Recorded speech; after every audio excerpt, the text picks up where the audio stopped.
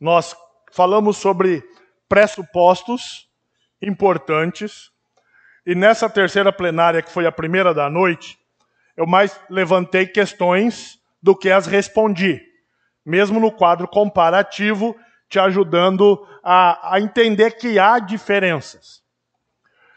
Qual é a grande implicação sobre a comparação do que a Bíblia diz acerca do ser humano e do que as teorias dizem acerca do ser humano? Onde que está, para a gente, a grande questão aqui? Você vai encontrar muitos líderes, pastores, missionários e outros cristãos que dizem que não há problemas de juntarmos a estas escolas com as Escrituras. Até hoje nenhum deles conseguiu responder como você junta o ateísmo com as Escrituras, já que toda a base das teorias partem de um ateísmo. Um ateísmo que então coloca o homem como fruto de uma evolução, como obra do acaso, e não um homem criado por Deus e para Ele. A grande implicação disso é o nosso assunto agora na quarta plenária, que diz respeito à suficiência das Escrituras. Onde está acontecendo o debate e o embate sobre esse assunto? Se a Bíblia é suficiente ou não para conduzir a vida do ser humano. Quais são as questões que envolvem o que queremos dizer com suficiência das Escrituras? Como a nossa conferência, ela diz respeito a fundamentos do aconselhamento bíblico, mas é uma conferência teológica sobre a sola Escritura, onde a Bíblia é a nossa autoridade, será que ela ainda continua sendo suficiente para responder às mazelas, às crises, aos conflitos do ser humano? O que está por trás disso? Dr. John Frame, no livro A Doutrina da Palavra de Deus, ele vai dizer que a Escritura contém todas as palavras divinas necessárias para cada aspecto da vida humana. É assim que ele define a suficiência das Escrituras. Ele vai dizer que a Escritura não faz qualquer tipo de distinção geral entre o sagrado e secular, entre questões de salvação e meras questões terrenas. Ele está afirmando que a Bíblia é plenamente suficiente para tudo que diz respeito à vida e à piedade. Mas será que nós podemos afirmar isso de fato? A Bíblia é plenamente suficiente para tudo que diz respeito à vida e à piedade? A doutrina da suficiência das Escrituras sustenta que a Bíblia tem todas as respostas para aquilo que ela se propõe, isto é, explicar a revelação de Deus para o ser humano criado por Ele. Se você tem um problema mecânico no seu carro, a Bíblia não vai responder como consertar o problema mecânico do seu carro. É infantilidade intelectual dizer que quando afirmamos que a Bíblia tem as respostas, de que a Bíblia está respondendo sobre o conserto de um problema mecânico do carro. Isso é desonestidade intelectual. Quando afirmamos que a Bíblia é suficiente, a nossa afirmação é que ela é suficiente para tudo aquilo que ela se propõe. Ela revela Deus. E revela como o ser humano foi criado diante desse Deus e qual o propósito de sua criação. E, portanto, os conflitos humanos dizem respeito a isso. O apóstolo Pedro, na segunda carta, no capítulo 1, versículos 3 e 4, ele vai dizer assim: seu divino poder nos deu tudo de que necessitamos para a vida e para a piedade, por meio do pleno conhecimento daquele que nos chamou para a sua própria glória e virtude. Dessa maneira, ele nos deu suas grandiosas e preciosas promessas, para que por elas vocês se tornassem coparticipantes da natureza divina e fugissem da corrupção que há no mundo causada pela cobiça. Se tornar participante da natureza divina não significa se tornar Deus. Porque tem uma coisa que temos que ter muito claro. Ninguém pode se tornar Deus. Porque se é possível alguém se tornar Deus, esse Deus é falso. Porque sendo Deus completo e pleno, ninguém se torna Deus e ninguém deixa de ser Deus. Se Deus é perfeito, altíssimo e pleno, Ele é o que é porque sempre foi. Ele nunca se tornou nada. Nossa mente nunca vai conseguir entender isso, mas nunca houve um primeiro dia para Deus. Sabe por quê? Porque Ele criou o dia. Ele existe antes do tempo. Ele criou o tempo. Então, quando você pensa na existência de Deus, você tem que pensar num ser que é eterno, que está acima daquilo que existe, porque Ele é o Criador de todas as coisas. Então, Pedro não está dizendo que nós nos tornamos deuses. Mas ele está nos dizendo que Deus nos deu, pela sua palavra, a possibilidade de nós participarmos da sua glória. Tendo vencido, através da obra de Jesus Cristo, a corrupção deste mundo. Quando falamos da suficiência das Escrituras, estamos afirmando que a suficiência das Escrituras sustenta que a Bíblia tem todas as respostas para aquilo que ela se propõe. Ela explica a revelação de Deus para o ser humano criado por Ele. Mas quais são os argumentos daqueles que então negam a suficiência das Escrituras?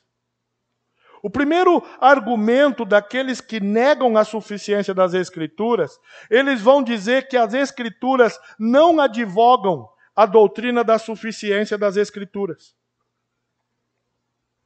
Eles vão dizer que a Bíblia, ela não vai diretamente tratar desse assunto.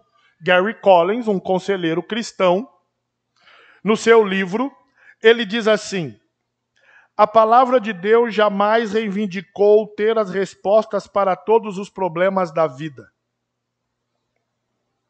Ele continua: é claro que existe muito conhecimento moderno que era desconhecido nos dias de Jesus e de Paulo, que foi dado por Deus para nos ajudar a ministrar uns aos outros e para servir a Cristo com maior eficácia. Psicólogos cristãos, como Gary Collins, têm afirmado que nem a Bíblia, nem a teologia advogam em algum ponto a doutrina da suficiência das Escrituras quanto à vida e os conflitos existenciais. É um argumento que ele usa, e ele não é o único. O Eric Johnson, ele vai dizer assim, ele declara que as raízes da doutrina da suficiência das Escrituras, na realidade, têm a ver com debates entre os reformadores e os católicos em relação à fonte de autoridade. Ele vai falar que o assunto só foi discutido durante a Reforma Protestante, quando os reformadores afirmaram a sola Escritura, mas os católicos continuavam afirmando que a autoridade da igreja era suficiente. O Johnson ainda vai dizer: assim, o debate motriz da suficiência das Escrituras seria a doutrina e não os problemas da existência humana. Segundo Johnson, deveríamos falar da suficiência doutrinária das Escrituras somente. Será que eles têm razão em dizer que a Bíblia não fala sobre a suficiência das Escrituras? E que esse só foi um debate criado por homens durante a história da igreja? Esse é o primeiro argumento contra a suficiência das Escrituras. A própria Bíblia eles estão dizendo, e eles não são incrédulos, são crentes, liderança, autores de textos, conselheiros cristãos, de que a Bíblia não tem todas as respostas. Um segundo argumento contra é o argumento acerca da graça comum. Qual é a ideia desse argumento? Wayne Grudem, no seu livro de Teologia Sistemática, quando trata do assunto de graça comum, ele a define assim: graça comum é a graça de Deus pela qual Ele dá às pessoas bênçãos inumeráveis que não são parte da salvação. A palavra comum aqui significa algo que é dado a todos os homens e não é restrito aos crentes e aos eleitos somente. Isso não é um problema. Mas qual é a inferência que ele e outros vão dar a isso? A inferência nessa ideia é de que então eles vão afirmar que toda verdade é verdade de Deus. Alguns vão até acrescentar com essa afirmação: toda verdade é a verdade de Deus, não importa de onde proceda a verdade. Agora, traz esse tipo de conceito para uma geração relativista, onde cada um define sua própria verdade. Se toda verdade é a verdade de Deus e todo mundo tem o direito de ter a sua própria verdade, significa que tudo é verdade. Tudo, absolutamente tudo. Mas será que é isso mesmo? A origem, quando nós falamos da doutrina da graça comum, e eu vou projetar algumas informações a mais, porque depois fica mais fácil de você acompanhar. A formulação da doutrina da graça comum, em seu início, nada tinha a ver com uma produção intelectual científica dos homens. O assunto graça comum, aquela ideia assim, o sol nasce para justos e injustos, nós concordamos com isso. Mas quando o assunto começou a ser ventilado e discutido, ele não tinha nada a ver com um problema ligado à suficiência das Escrituras ou coisa do gênero. No início do século XIX, a Igreja-Estado na Holanda passou a defender uma salvação, uma doutrina de salvação que incluía uma graça especial, que era ofertada a todos os homens para a salvação. Essa graça especial ficou conhecida como graça comum. Ela defendia que Deus desejava sinceramente que todos os homens fossem salvos, mas que o recebimento dessa graça dependia da disposição do homem para recebê-la, estabelecendo uma forma de arminianismo nas igrejas reformadas holandesas. O assunto graça comum não começou a ser discutido dentro da igreja por causa da suficiência das Escrituras, mas por causa do que dizia a respeito ao alcance da salvação. A história continua nos contando que a implicação daquele debate fez com que, ainda que a doutrina da graça comum pudesse ser aplicada ao campo do conhecimento, ela não afirma que existem verdades ainda a serem produzidas ou descobertas, mas que as verdades da palavra de Deus ainda podem ser esclarecidas à luz do conhecimento que Deus concede aos homens. Quando o assunto ganhou corpo, qual foi uma implicação? Se a graça comum significa uma produção de novas verdades, então há verdades que ainda precisam ser descobertas que não foram descobertas. Mas a nossa questão com isso é: o que Deus revelou nas Escrituras não é suficiente? Deus está escondendo coisas de nós? Deus está escondendo verdades acerca do ser humano que nas Escrituras nós não podemos encontrar? Será que de fato é isso? Usar a doutrina da graça comum para atacar o aconselhamento bíblico e a sua defesa da suficiência das Escrituras é demonstrar ou ignorância da matéria ou má intenção ao atribuir-lhe definição e implicações que não lhe cabem. Eu estou resumindo isso porque o tempo inteiro nós somos atacados com esse assunto. Vocês não podem afirmar que a Bíblia é suficiente. Há um século atrás, a igreja parou para uma grande defesa sobre a inerrância das Escrituras. Porque o liberalismo teológico, sobretudo na Europa, atingiu um patamar dentro da influência no cristianismo em que ninguém mais estava conseguindo afirmar a confiança nas Escrituras. E aí se levantaram homens de Deus que lutaram em defesa da inerrância das Escrituras. E nós desfrutamos disso na nossa geração. Mas a grande bandeira a ser erguida e debatida nos nossos dias, por causa do relativismo que nega absolutos, é que as Escrituras continuam sendo suficientes. E o fato do sol nascer para justos e injustos não nega isso. Usar a graça comum para dizer que ainda há verdade, sobretudo em relação ao ser humano, que não foi revelada por Deus, não tem justificativa filosófica, teológica e nem lógica. É só mais uma afirmação relativa. Não se sustenta. Mas é um uso que não está vindo de incrédulos pagãos, mas de uma liderança cristã que brigou pela inerrância das Escrituras, mas que agora está dizendo que Deus não sabe mais cuidar do ser humano, porque o ser humano se tornou tão complexo que Deus não tem as respostas para os seus conflitos. E precisamos de ideias de ateus que venham a contribuir com Deus para explicar o ser humano. Você não precisa ter crença, isso não tem lógica. Não tem lógica isso. Um terceiro ataque à suficiência das Escrituras vem daquilo que a gente chama de revelação natural ou geral. O Larry Crabb, no livro Aconselhamento Bíblico Efetivo, ele vai dizer assim: toda verdade é certamente verdade de Deus. A doutrina da revelação geral proveu garantia para se ir além da revelação proposicional da Escritura no mundo secular do estudo científico, na expectativa de se achar conceitos verdadeiros e utilizáveis. O que ele estava querendo dizer com isso? Ele estava levantando uma questão de que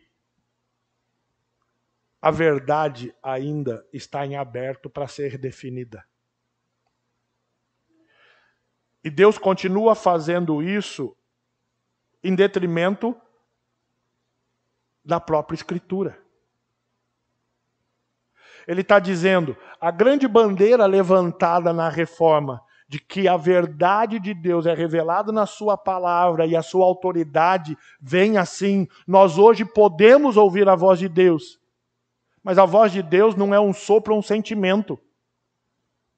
A voz de Deus é revelada pela sua palavra. E tudo aquilo que o ser humano precisa entender e conhecer acerca do Deus, Criador dos céus e da terra, Deus revelou nas Escrituras. Tudo que o ser humano precisa entender sobre si mesmo, Deus revelou nas Escrituras. Como nós refutamos esse tipo de ideia? Ralph Lambert, no seu livro Teologia do Aconselhamento Bíblico, esse camarada foi discípulo do Jay Adams. Jay Adams escreve Teologia do Aconselhamento Bíblico na década de 70, e esse livro ajuda muito no desenvolvimento de um ministério de aconselhamento bíblico, e o Ralph Lambert o substituiu como uma nova geração de liderança para o aconselhamento bíblico nos Estados Unidos e também aqui no Brasil. E ele escreve, então, uma teologia do aconselhamento bíblico, não contrariando ou acrescentando ao que o Adams tinha feito. Mas ele faz isso trazendo alguns debates que, quando Adams escreveu a sua teologia, ainda não era fomentado. E que são debates mais recentes. Mas quando você lê os dois textos, e eu tive a oportunidade de fazê-lo, você vai ver que há uma reafirmação dessas doutrinas. E o Ralph Lambert, ele, sobre a suficiência das Escrituras, vai dizer assim: na teologia cristã, revelação geral é a realidade que Deus demonstra de si mesmo ao mundo por meio das coisas que ele criou, de forma que o mundo é indesculpável ao rejeitá-lo. Romanos 1. A revelação geral, portanto, condena a humanidade por uma declaração óbvia da existência e bondade de Deus, a qual eles rejeitaram devido aos seus pecados. Ele continua, ele vai dizer ainda, a revelação geral é revelada. Ela é revelação. ela não é alguma coisa que pessoas descobriram. Ela é algo que Deus revelou. E se Deus não tivesse nos mostrado, nós nunca saberíamos. Então ele usa a lógica para refutar os argumentos de quem diz que Deus está trazendo novas verdades para crentes e incrédulos acerca do universo. Mas ele diz que se você usa o termo revelação geral a partir do que a Bíblia define, essa revelação que a Bíblia define, ela diz que o próprio Deus o fez, não foi o homem. E quem hoje alega que há essas revelações, está defendendo que é o homem que está descobrindo isso. Que não precisa de Deus, até porque quem propõe isso nem em Deus crê. O Lambert continua. Revelação geral é sobre Deus.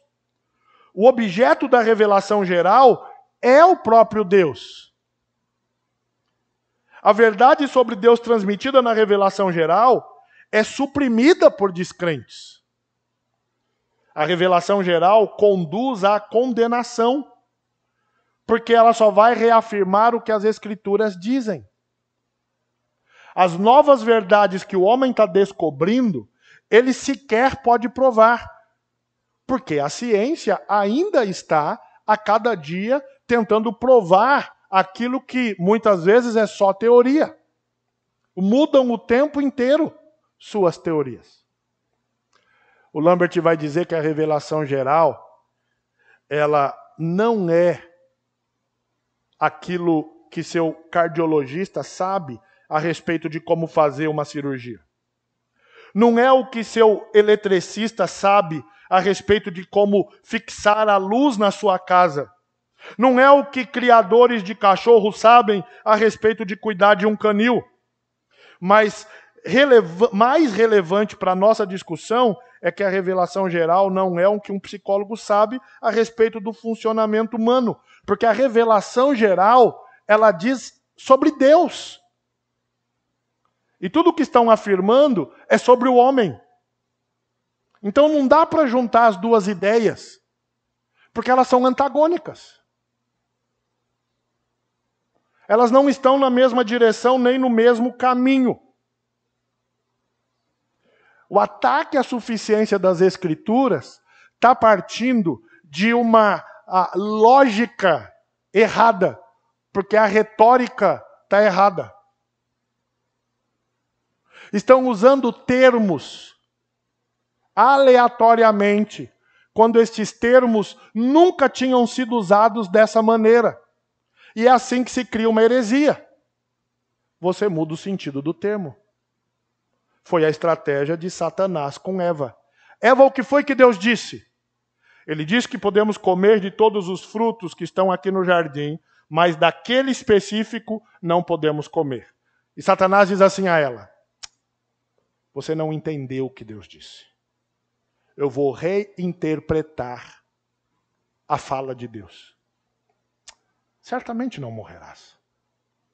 Você acha mesmo que Deus, tendo criado vocês do jeito que criou, vai matá-los? Não tem sentido. O que Satanás faz? Pega palavras e muda o significado das palavras. Nossa geração hoje, por causa do relativismo, sofre todos os dias com isso. Mudança e alteração no sentido de ideias. Os ataques contra a suficiência das Escrituras não se sustentam, porque não são verdadeiros. Graça comum não diz respeito àquilo que estão usando hoje como graça comum. Revelação geral não diz respeito àquilo que hoje estão usando como revelação geral. E por aí vai. Para vocês entenderem, ao longo da história, nós temos uma defesa histórica acerca da suficiência das Escrituras, que é muito vasta, e eu quero dar alguns exemplos rápidos para você ver como isso é importante. A Confissão de Fé de Westminster vai dizer assim: todo o conselho de Deus, concernente a todas as coisas necessárias para a glória dele e para a salvação, fé e vida do homem, ou é expressamente declarado na Escritura, ou pode ser lógica e claramente deduzida dela, capítulo 1, seção 6. Ninguém tinha dúvida alguns séculos atrás de que conhecer o conselho de Deus exigia conhecer a palavra de Deus. Voltando a citar o Frame, ele vai dizer, quando ele explica essa ideia de fé e vida da Confissão de Westminster. Fé e vida são um par de conceitos abrangentes. O Catecismo Menor, lá em Westminster, diz: as Escrituras ensinam principalmente o que o homem deve crer acerca de Deus e o dever que Deus requer do homem. Por isso, é razoável pensar que fé e vida, no ponto 1, parágrafo 6º da confissão, refere-se a tudo a que devemos crer e fazer, ao conteúdo completo da Escritura aplicado a todo o escopo da vida cristã. Lá na Confissão de Westminster, havia uma defesa clara da suficiência das Escrituras. Um outro exemplo, o exemplo da reforma em Genebra. Calvino promoveu a reforma em Genebra não somente numa perspectiva doutrinária, mas numa perspectiva político-socioeducacional. Você tem vários livros já traduzidos até para o português, falando do efeito da reforma protestante na sociedade como um todo, em torno de Calvino. Na sua obra, O Pensamento Econômico e Social de Calvino, sociólogo francês André Bellier, ele demonstra que todo o trabalho teológico pastoral de Calvino, junto ao Consistório de Genebra, foi pautado pelo claro ensino das Escrituras para a transformação social da cidade. Deus tinha respostas e orientações de como um cidadão deveria viver em comunidade. A Bíblia tinha orientações de como a vida em sociedade deveria acontecer, de como a própria economia deveria ser praticada, porque a Bíblia trata desses assuntos. Um terceiro exemplo, a reforma luterana.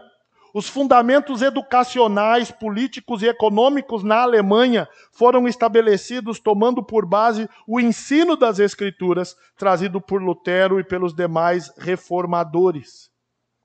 A Bíblia não só influenciando, mas guiando a mente e a formulação de uma sociedade inteira, alguns séculos atrás. Deus tendo respostas para a sociedade. Um outro exemplo, a reforma puritana, já mais próxima a nós. Por causa da doutrina do sola escritura e a sua implicação óbvia da suficiência das Escrituras, os puritanos instruíram sobre todas as coisas no que diz respeito à vida, e não somente o que diz respeito à piedade, a saber, casamento, dinheiro, relacionamento, sexo, trabalho e por aí vai. O que esses exemplos nos ajudam a pensar sobre a suficiência das Escrituras? A doutrina da suficiência das Escrituras era uma conclusão óbvia tanto da declaração que se encontra na Confissão de Fé de Westminster, como da prática adotada pelos principais reformadores. Hoje nós discutimos isso, mas lá no período da Reforma, o debate deles era para que a Bíblia tivesse autoridade. Mas não é só para que a Bíblia tivesse autoridade explicando como o ser humano pode ser salvo. É claro que isso era importante, porque a igreja cristã oficial dizia que a salvação era pelas obras e a autoridade vinha do clero. E um resgate às Escrituras era afirmar que a revelação de Deus escrita na sua palavra tinha autoridade superior à igreja e ao clero. Até porque no Novo Testamento não existe a figura do clero.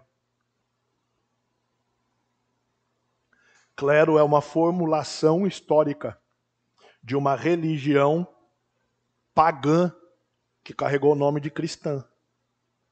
Não tem clero nas Escrituras. Porque a igreja só tem um cabeça, e o seu cabeça é Cristo. Esses reformadores, em lugares diferentes, disseram: a Bíblia não apenas nos orienta sobre a salvação eterna, mas sobre como vivemos essa salvação no mundo até que o Cristo venha nos buscar. Como viver em sociedade, como ter resposta aos conflitos humanos, como lidar com cada uma dessas questões num processo de uma santificação progressiva. Mas além desses exemplos todos na história, lembra que a primeira alegação contra a suficiência das Escrituras é que a Bíblia nunca defendeu isso. Então, vamos ver o que a Bíblia diz. Como a própria Escritura defende as Escrituras. Você deve se lembrar e conhecer bem o Salmo 19. Versículo 1 do Salmo 19. Os céus proclamam a glória de Deus, e o firmamento anuncia as obras de suas mãos. A própria criação aponta para um Criador. E depois de fazer uma expressão tão poeticamente bela, como o salmista fez ali, dizendo que a criação não vai apontar para o acaso, mas vai apontar para um Criador, ele começa a demonstrar que esse Criador se mostrou à sua criatura, se revelou a ela. E aí no verso 7 ele vai dizer que a lei do Senhor é perfeita e faz o quê? Restaura ou revigora a alma humana. A palavra do Senhor é perfeita e ela tem as respostas que o ser humano precisa para as mazelas de sua alma. Os testemunhos do Senhor, um outro sinônimo para a palavra de Deus, são dignos de confiança. Tornam sábios os inexperientes. Ele lá, mais à frente ainda nesse salmo, a palavra do Senhor é mais desejável do que o ouro e o ouro puro. E por que, como seres humanos, nós não desejamos tanto assim a palavra de Deus? Porque Jesus Cristo disse que ninguém pode servir a dois senhores. Como amamos demais o ouro e a prata, não conseguimos amar o suficiente Deus e a sua palavra. Ou você vai amar Deus e a palavra e isso vai guiar a sua vida, ou você vai amar este mundo e isso vai guiar a sua vida. Se o salmista está nos dizendo que a lei do Senhor é perfeita e revigora a alma, quando a sua alma está quebrada, quando a sua alma está fraca, quando a sua alma está carente, do que você precisa? Da lei do Senhor. Não é decorar um versículo, não é isso que eu estou dizendo. Mas precisa da infalibilidade da lei do Senhor. O que é a infalibilidade? Aquilo que Deus disse na sua palavra é a verdade. Pode confiar. Se Deus vai dizer assim, entrega o teu caminho ao Senhor, confia nele, e o mais ele fará, essa é a verdade. Se ele diz assim, você que está cansado e sobrecarregado, entregue esse peso para mim e tome para você o meu jugo que é manso, que é suave. Isso é a verdade. Quando ele diz que só há um caminho que nos faz entrar na eternidade ao lado de Deus, que esse caminho é Jesus Cristo, isso é a verdade.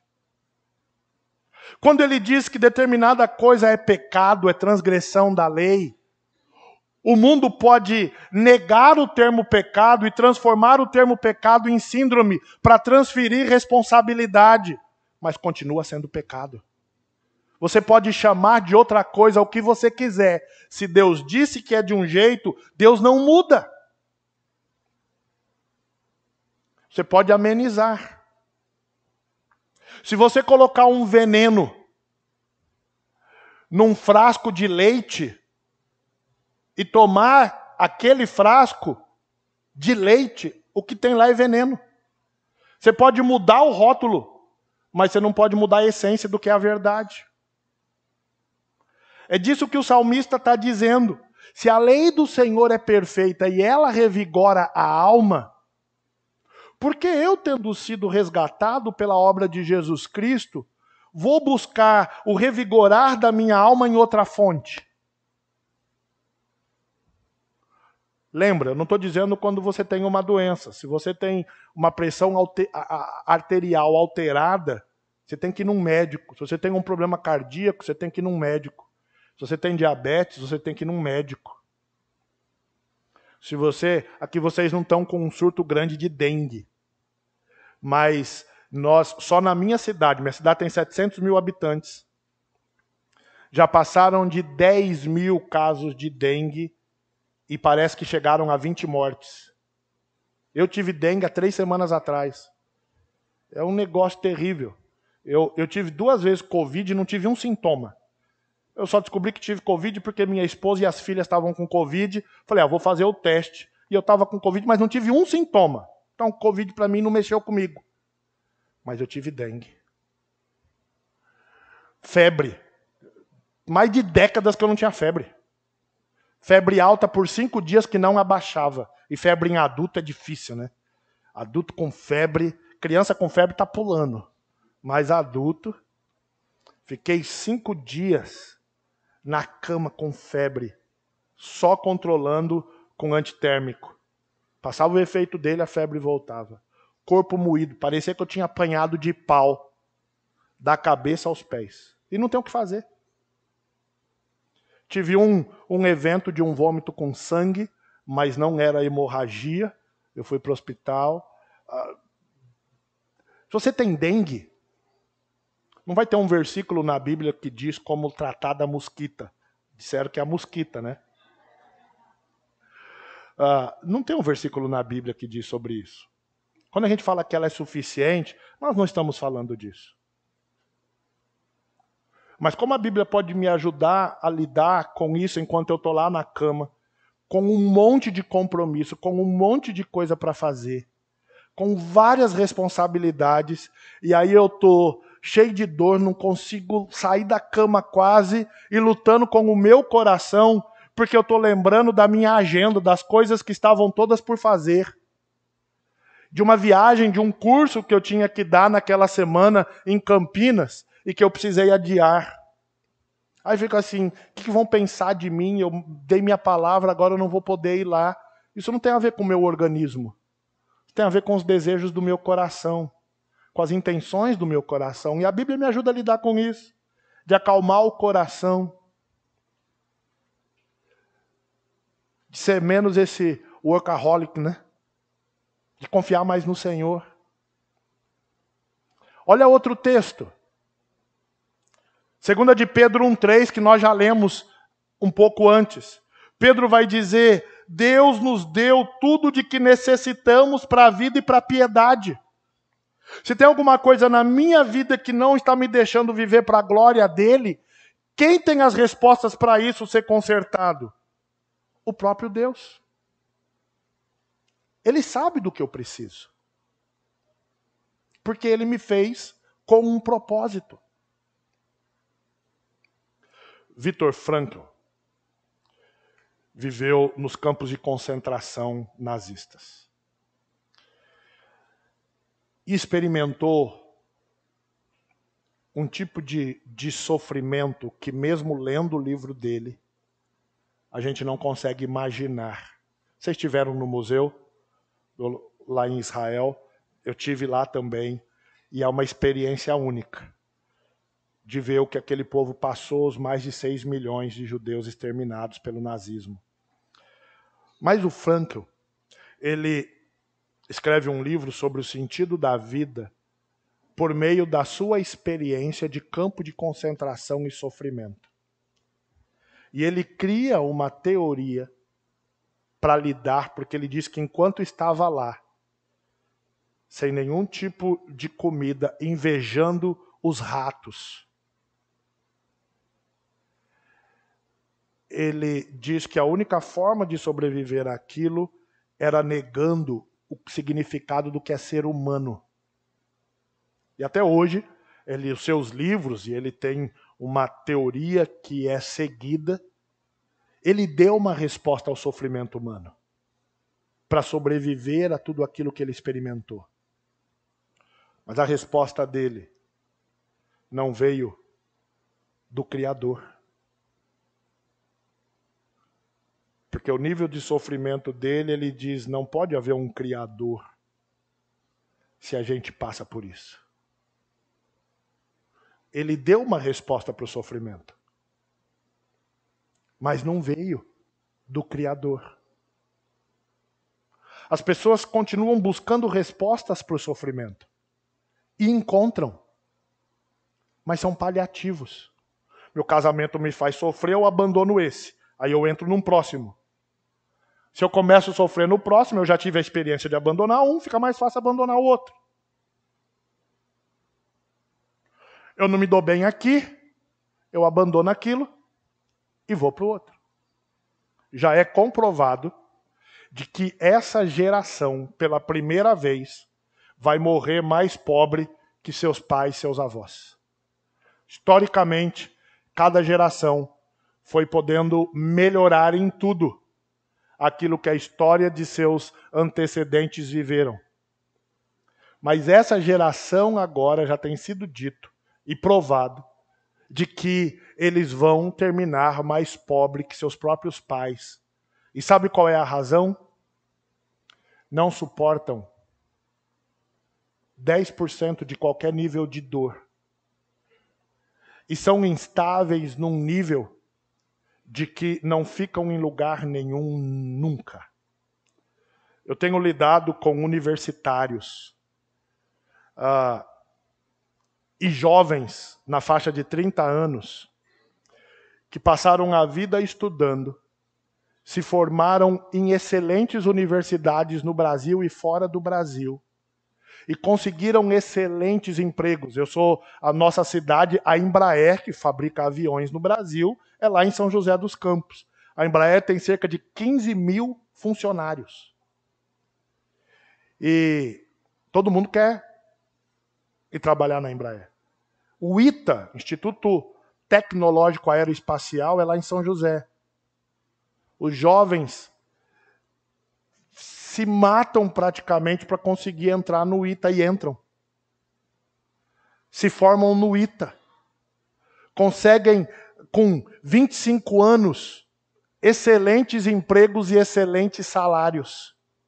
E batem na minha porta regularmente, porque não conseguem lidar com a pressão de um chefe que pede um relatório a mais. De um ambiente de trabalho que exige competências e firmezas que não suportam. Tem diplomas, estão ganhando dinheiro, mas não tem maturidade. E sabe o que está faltando? Serem transformados à imagem de Cristo. Porque tecnicamente, cientificamente, estão voando. Quem nos deu tudo o que necessitamos para a vida e a piedade? Deus. Onde nós vamos encontrar isso? Em Deus. Olha o que o apóstolo Paulo vai dizer em 2 Timóteo 3, 14 a 17. Antes de ler aqui, você precisa entender o contexto. Paulo está escrevendo a sua última carta. Ele está preso de novo em Roma, não mais numa casa alugada, mas agora em condições muito precárias, sabendo de que ele já foi condenado e vai morrer imediatamente. Ele escreve não só a Timóteo, mas vai fazer a Tito também, porque ele está preparando uma geração de presbíteros para a igreja que terão que cuidar e pastorear a igreja sem a presença dos apóstolos. Mas até aquele momento, os presbíteros todos tinham um apoio muito grande dos apóstolos, mas os apóstolos estavam sendo mortos. E Paulo também seria morto. E ele escreve a carta com o interesse de ajudar Timóteo a ficar firme no ministério diante de todas as pressões que o próprio imperador estava impondo naquele momento contra os cristãos. E no meio disso, no capítulo 3, versículo 1 aqui, depois de Paulo ter animado Timóteo a ficar firme, Paulo diz assim a Timóteo: Saiba, porém, dessas coisas. Os últimos tempos serão dias trabalhosos. E o termo que ele usa original para trabalhosos poderia ser traduzido por violentos. Porque os homens serão egoístas, enfatuados. Eles serão desobedientes aos pais. E ele vai descrevendo, e no versículo 5 ele vai dizer, eles vão ter forma de piedade, mas isso é só uma máscara falsa. Paulo não está falando de incrédulos. Paulo está falando do tipo de crente que Timóteo ia ter que pastorear. Porque no contexto da segunda carta, Paulo não está falando de incrédulo. Paulo está preparando Timóteo para pastorear a igreja.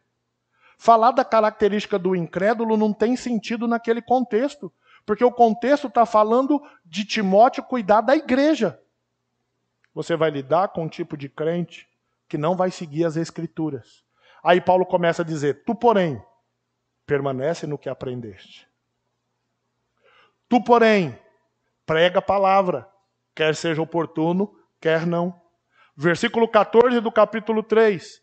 Quanto a você, ou tu, porém, permaneça nas coisas que aprendeu e das quais tem convicção, pois você sabe de quem o aprendeu, porque desde criança você conhece as sagradas letras que são capazes de torná-lo sábio para a salvação mediante a fé em Cristo Jesus. E aí ele diz, verso 16, toda a escritura é inspirada por Deus, seopneutos, ela é soprada.